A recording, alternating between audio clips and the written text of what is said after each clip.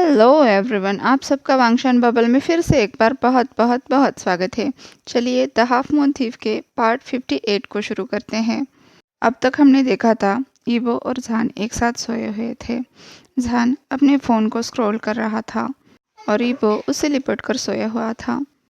Phone पर की खबरों पर बारीक नज़र रखते हुए जान ने कहा, तुम्हारे गायब होने की खबर अब पूरे मीडिया में वायरल हो चुकी है, लेकिन उस बदसूरत राजकुमारी की खबर है ही नहीं इसमें। क्या उसने अपने आप को छुपा लिया है? तो ईवो ने कहा, जानका उसके बारे में बुरा मत कहो, मुझे इसके लिए बहुत बुरा लग रहा है। तो जान ने कहा, क्यों? उसी की वजह से तो तुम्हें इस सब से गुजरना पड़ा था। मैं तो बहुत खुश हूँ कि अब उसे भी इस दर्द से गुजरना पड़ रहा है। कम से कम उसे पता तो चलेगा कि तुम्हें कितना दर्द हुआ होगा। हाँ, उसने गलती की थी, लेकिन इस सब के लिए मेरे फादर जिम्मेदार थे। उसे तो पता भी नहीं कि मेरे फादर कैसे इंसान हैं। उन्होंने मुझे किस हद तक फोर्स किया है। ईवो ने कहा। तो जहान ने कहा, ईवो, क्या अब तुम उसकी साइड ले रहे हो? तो ईवो ने कहा, बस थोड़ी सी। मुझे उसके लिए बुरा लग रहा है। मैंने तुम्हें चुना है जानका, मैं यहाँ पर तुम्हारे साथ हूँ, ईवो ने कहा। तो जहान ने कहा, हाँ, और मैं तुम्हें बिल्कुल भी परमिशन नहीं दे रहा हूँ किसी और के बारे में सोचने की।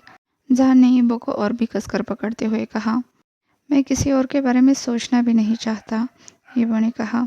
मेरा मतलब है तुम्हें छोड़ना, तुम्हारे प्यार को, इस अमेजिंग सेक्स को।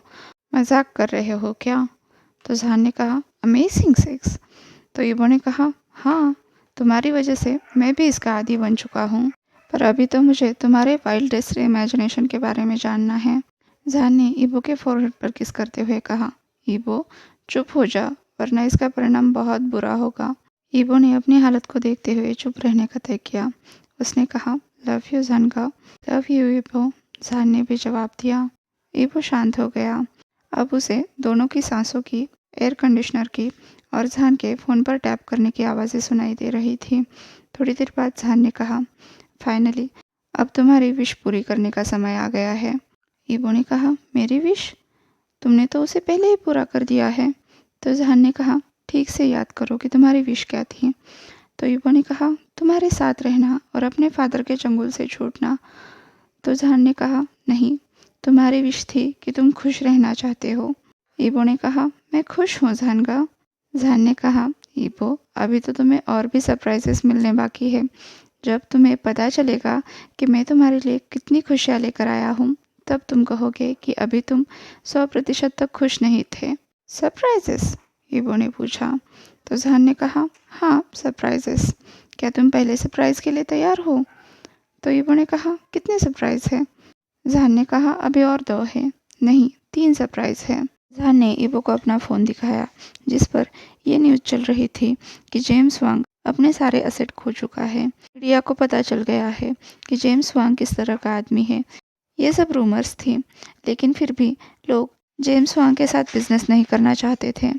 ईवो जानता था उसके फादर लोगों के बीच हमेशा जेंटलमैन बनकर रहते थे, इसलिए उन्हें एक्सपोज करना आसान नहीं था। हो सकता है पुलिस उसे ढूंढना बंद करे या फिर उसे मृत घोषित कर दें। ये सब खबरें चल ही रही थी। जहान उसे पढ़ रहा था और ईवो ध्यान से सुन रहा था, लेकिन अगली जो खबर उसने पढ़ी, उसके तो पैरों तले जमीन ही खिसक गई।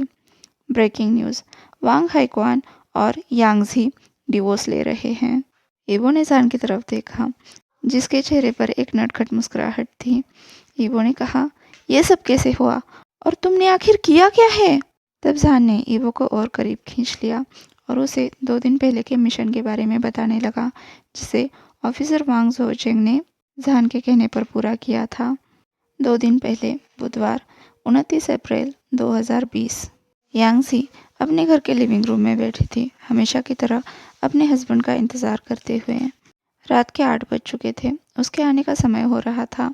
हाइक्वान चाहे उसके साथ कितना भी रूखा बर्ताव करे, यांगजी को सिर्फ और सिर्फ उसी से प्यार था। उसे अब हाइक्वान के इस बर्ताव की आदत हो चुकी थी, क्योंकि कहीं न कहीं वो जानती थी कि गलती उसकी ही है। 2.5 साल पहले जब वो गाला इवेंट में हाइक्वान से मिली थी, पहली नज़र में ही उसे उससे प्यार हो गया था। उसकी पर्सनालिटी, उसकी स्माइल, उसका लोगों के साथ रवैया देखकर यांगजी को बस हाइक्वान ही अपने जीवन साथी के रूप में चाहिए था। उस वक्त वो सिर्फ 18 साल की थी, बाद में जब उसे पता चला हाईक्वान पहले से ही किसी और लड़की से प्यार करता है, फिर भी उसने हार नहीं मानी। अपने पिता की पावर इस्तेमाल करके उसने हाईक्वान से ज़बरदस्ती शादी कर ही ली। पर जिस तरह से हाईक्वान को उसने वेडिंग नाइट वाले रात महसूस किया था, फिर दोबारा उसने वो प्यार, वो वार्मथ कभी भी महसूस नहीं की, क्योंकि अगले दिन ही उसे जोई के प्रेगनेंसी के बारे में पता चल गया था। पूरे 2.5 साल बीत गए, लेकिन हाईक्वान कभी भी यांगजी के पास नहीं आया। इसलिए यांगजी को ज़बरदस्ती अपने फादर को फिर से एक बार बीच में लाना पड़ा। 1 महीने पहले जब हाईक्वान ने उसके साथ रात बिताई, इस बात का उनके रिश्ते पर और भी बुरा असर होने वाला है, ये बात यांगजी को बहुत अच्छी तरह से पता थी, लेकिन फिर भी वो कोई भी चांस मिस नहीं करना चाहती थी। हाईक्वान उसे उस तरह से क्यों नहीं देखता जिस तरह से वो जोई को देखता है? वो तो बस उससे प्यार चाहती थी ना, क्या वो भी उसके नसीब में नहीं है? क्या अपने हस्बैंड से प्यार की चाहत रखना, उसके साथ फैमिली शुरू करने की चाहत रखना एक गुनाह है? यांगजी सोच रही थी। तभी उसे एक मेड ने आवाज़ देते हुए कहा, मैडम, आपको कुछ खा लेना चाहिए। तो यांगजी ने कहा, मुझे भूख नहीं है। तो उस मेड ने कहा, मैडम, आपने सुबह के नाश्ते के बाद कुछ भी नहीं खाया है। यांगजी ने कहा, मैंने कल बहुत खाया था, इसकी वजह से अभी मुझे भूख नहीं है। सब कुछ फ्रिज में रख दो, अगर मेरा मन होगा तो मैं खा लूँगी। यांगजी ने मेड से पूछा, क्या तुम्हें पता है मेरा हस्बैंड कहाँ पर है? तो उस मेड ने कहा, थोड़ी देर पहले ही मिस्टर वांग का लैंडलाइन पर कॉल आ गया था। उन्होंने कहा कि उन्हें आने में देर हो जाएगी और आपको ये बात पहले से ही पता है। अपने दिल का दर्द छुपाते हुए यांगजी ने हाँ में सिर हिलाया। हमेशा की तरह हाईक्वान ने यह बहाना दिया था कि वो दोस्तों के साथ ड्रिंक करने जा रहा है, पर असलियत में वो देर रात तक ऑफिस में ही रुका करता था, यांगजी को टालने के लिए। यांगजी ने देखा जो मेड उसे जवाब दे रही है, उसके कपड़े वो ठीक कर रही थी। इसका मतलब अभी भी वो किसी नौकर के साथ मज़े कर रही थी। एक हाईक्वान को छोड़कर वो हर किसी के साथ सो चुकी थी। जब वो जाने लगी तो यांगजी ने कहा, मुझे बताओ, सभी मर्द तुम्हें इतने इंटरेस्टेड क्यों हैं? तो उस मेड ने कहा, मैंने कुछ नहीं किया। तो यांगजी ने पूछा, पर वो सब तुम्हारे पीछे पागल क्यों हैं? तो उस लड़के ने कहा, मिसेस यांग, इस घर में सभी नौकरों को मेरे सेक्स एडिक्शन की बीमारी के बारे में पता है।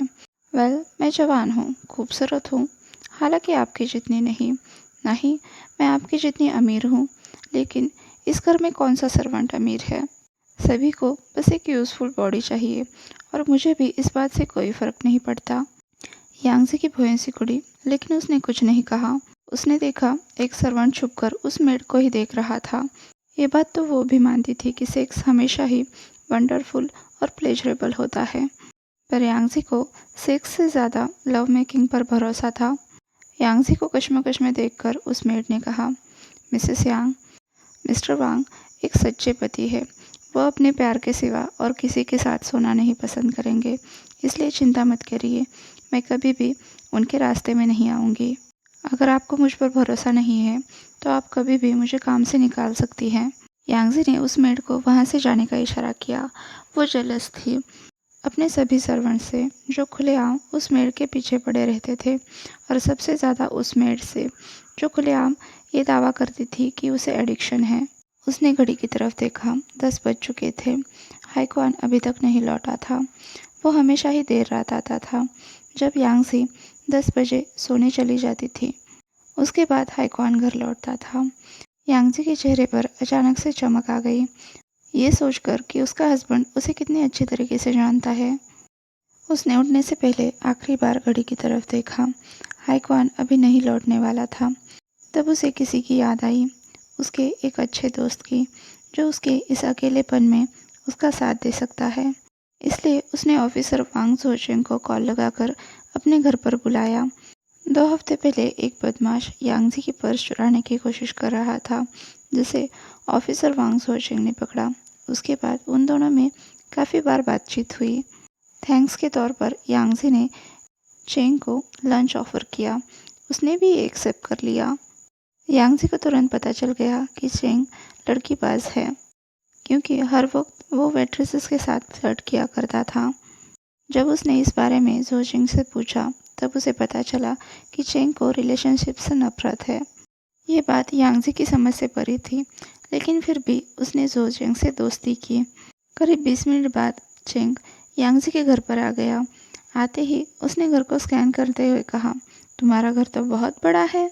यांगजी ने कहा, हाँ, मेरे फादर ने इसे मुझे वेडिंग गिफ्ट के तौर पर दिया है। इसका पुराना मालिक इसे छोड़ना नहीं चाहता था, पर मेरे फादर ने किसी तरह से उसे मना ही लिया। चेंग ने घर को निहारते हुए कहा, क्या मैं इसे देख सकता हूँ, या फिर ये तुम्हारे प्राइवेसी में दखलंदाजी होगी? तो यांगजी ने कहा, नॉट एट ऑल, तुम देख सकते हो। चेंग घर को देखने लगा। उसने पाया कि यांगजी काफ़ी गुमसुम है, तो उसने उससे पूछा कि उसकी परेशानी क्या है। यांगजी ने पहले तो मना कर दिया, लेकिन बाद में कन्फेस किया कि उसे बहुत अकेलापन महसूस हो रहा है। उसके हस्बैंड को घर आने में देर हो जाएगी और सभी सर्वेंट्स भी अपने रूम में जाकर सो चुके होंगे। ये खाली वक्त उसे काटने को दौड़ता है, क्योंकि उसे आधी रात तक नींद ही नहीं आती है। तो चेंग ने कहा, क्या तुम्हारे कोई दोस्त नहीं है? तो यांगजी ने कहा, मेरे बाकी के दोस्त तो पार्टी वगैरह में बिजी रहते हैं, इसीलिए तो मैंने तुम्हें कॉल किया। क्या तुम बिजी थे? कहीं मैंने तुम्हें परेशान तो नहीं किया? तो चेंग ने कहा, कोई भी ब्यूटीफुल लड़की मुझे परेशान नहीं कर सकती। यांगजी ने मुस्कुराकर कहा, तुम फ्लर्टिंग नहीं छोड़ सकते, है ना? तो चेंग ने कहा, बिल्कुल नहीं, मैं इसी के साथ पैदा हुआ हूँ और मेरे इस स्किल पे तो लड़कियाँ फिदा है। यांगजी ने कहा, हाँ, लड़कियों को तारीफ सुनना पसंद होता है, बस सही आदमियों से। तो चेंग ने कहा, ओह, तो क्या तुम्हारे हस्बैंड के साथ झगड़ा हो गया? यांगजी ने कहा, नहीं, बिल्कुल नहीं, बस वो मुझसे थोड़ा सा खफा है। तो चेंग ने कहा, तुमने ऐसा क्या कर दिया कि वो गुस्सा हो गया? ये मत कहना कि तुमने उसे जेलस कर दिया।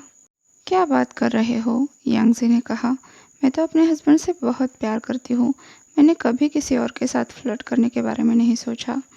तब चेंग उठकर दीवार पर लगी यांगजी और हाइक्वान के फ़ोटो के सामने जाकर खड़ा हुआ।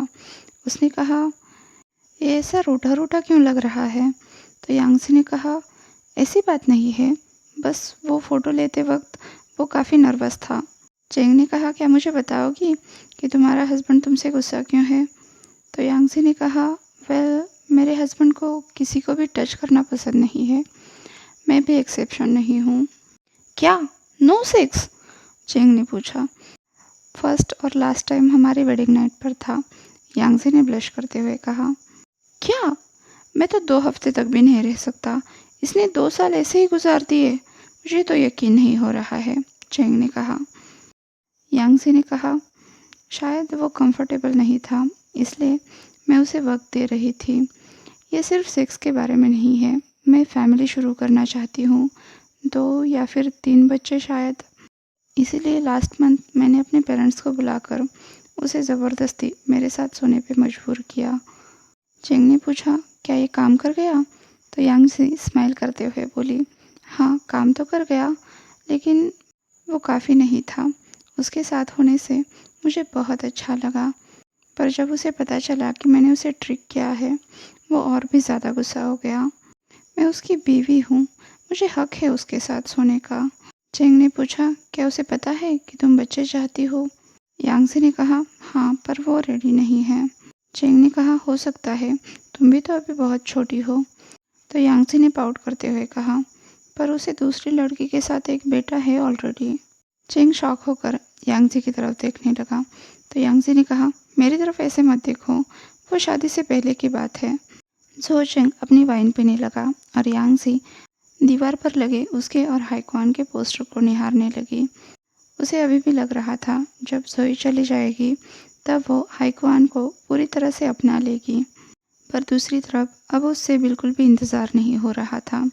अपने हस्बैंड को पाने की इच्छा दिन ब दिन बढ़ती ही जा रही थी। वेडिंग नाइट का हर एक पल उसके दिमाग में छप चुका था। वो जब कभी हाइक्वान को देखती थी, उसके लिए पागल होती रहती थी, लेकिन हाइक्वान पर बिल्कुल असर नहीं हो रहा था। वो अपने ही ख्यालों में खोई थी और चेंग उसे आवाज़ लगा रहा था। अब उसके मिशन को कंप्लीट करने का टाइम आ गया था। वो पिछले कुछ दिनों से ब्रह्मचारी की तरह रह रहा था, क्योंकि उसे ये मिशन जो कंप्लीट करना था, ऊपर से उसने पहले से ही हाइक्वान के बारे में रिसर्च कर रखी थी और उसका एक्सपीरियंस किस दिन काम आने वाला था। उसे पता था एक लड़की को क्या चाहिए होता है। वो धीरे से यांगजी के पास गया, जो अभी भी उस दीवार पर लगे पोस्टर में खोई हुई थी। उसने धीरे से उसके चिन के नीचे हाथ रखते हुए उसका चेहरा अपनी तरफ किया। यांगज़ी की आंखें बड़ी हो गई जब उसने ज़ो चेंग के लिप्स अपने लिप्स पर टिके हुए पाए। वो ना तो ज़्यादा हार्श था, ना ही ज़्यादा जेंटल। यांगज़ी बस उसे धक्का दे पाई, लेकिन उसे मना नहीं किया। वो कंफ्यूज होकर ब्लिंक कर रही थी, पर चेंग फिर से आगे बढ़ा और यांगज़ी इस बार मना नहीं कर पाई। जिस तरह से चेंग उससे प्यार कर रहा था, उसे छू रहा था, उसकी डिज़ायर उसके दिमाग पर हावी हो रही थी। उसकी आंखें बंद थी, उसे ऐसा लग रहा था ये सब चेंग नहीं, हाईक्वान कर रहा है। वो दोनों लिविंग रूम से बेडरूम में कब पहुंच गए, ये यांगज़ी को पता ही नहीं चला।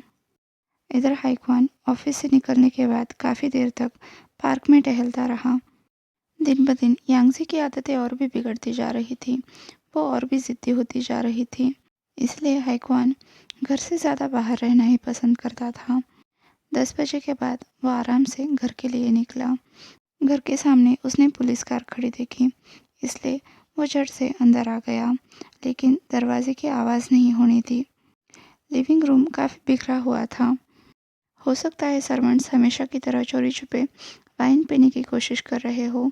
ये सोचकर हाईक्वान उसे समेटने में लग गया, क्योंकि उसे बिखरी हुई चीज़ें बिल्कुल पसंद नहीं थी।